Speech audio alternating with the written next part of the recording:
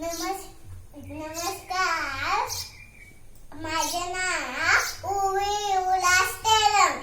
आज मी तुम्हाला लिंबूची माहिती सांगणार आहे. लिंबू सगळे घरात वापरतात ना. लिंबू आणि मध दोन्ही मिक्स करून शेणाला लावल्यावर पिंपल व काळे डाग निघून जातात.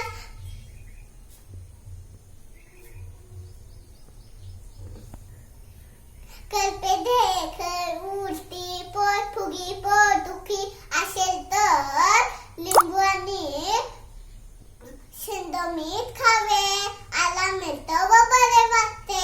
अंगाला खाज येत असेल तर लिंबू आणि खोबरेल तेल लावल्यावर खाज कमी होते.